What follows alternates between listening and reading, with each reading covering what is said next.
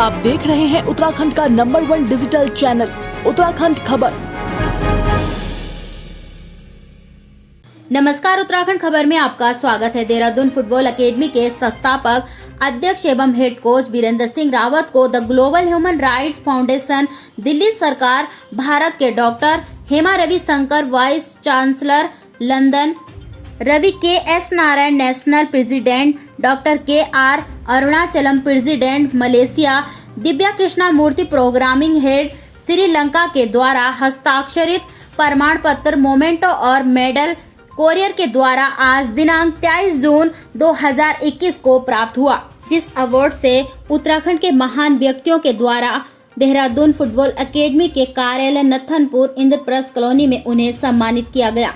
इस दौरान प्रसिद्ध बॉलीवुड डांसर राघव जुयाल के पिता दीपक जुयाल, एस.एस. पांगती, यूकेडी की महिला प्रकोष्ठ केंद्रीय अध्यक्ष परमिला रावत एवं अन्य लोग मौजूद रहे।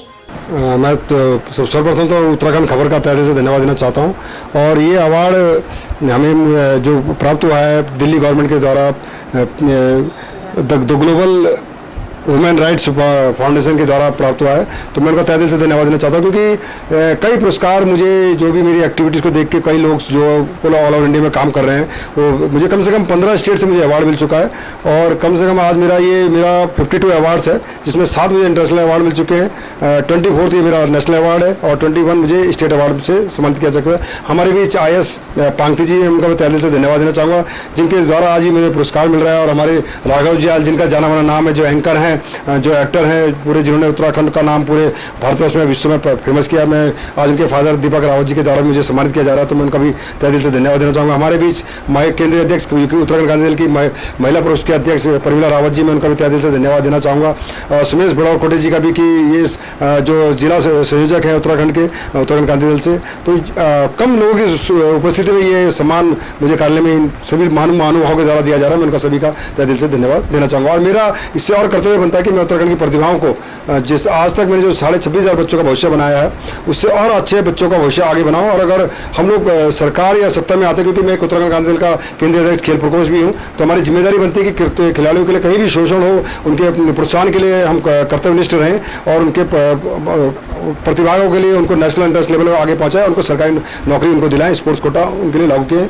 और हमने अभी हाल में खेल नीति बनाई है और सरकार से हम रिक्वेस्ट कर रहे हैं कि वो खेल नीति जल्दी जल्दी लागू की जाए, जिससे कि खिलाड़ियों का भविष्य उज्जवल हो। बहुत बहुत बधाई हो। और वैसे तो ये फुटबॉल के लिए नाम इनका जग जाहिर है, लेकिन ये जो अवार्ड मिला, नेशनल लेवल का अवार्ड मिला है, इससे उत्तराखंड के लिए बहुत खुशी की बात है। और ताकि ये बच्चे जो फुटबॉल खेलते हैं, जो फुटबॉल प्लेयर्स हैं, उनके लिए प्रोत्साहन होगा और इस अवार्ड से आगे आने वाली जो हमारी जनरेशन है उसको भी इससे लाभ मिलेगा। उत्तराखंड में एक समय में फुटबॉल का बहुत अच्छा माहौल था, खासकर देहरादून का। देहरादून के बहुत अच्छे अच्छे खिलाड़ी हुए हैं, भूपेंद्र रावत, ये थापा, क्या थापा थे, श्याम थापा वगैरह, सभी देहरादून के प्रोडक्ट हैं, जो कि राष्ट्रीय स्तर पर भी उनका नाम है और अंतर्राष्ट्रीय स्तर पर भी उनका नाम है।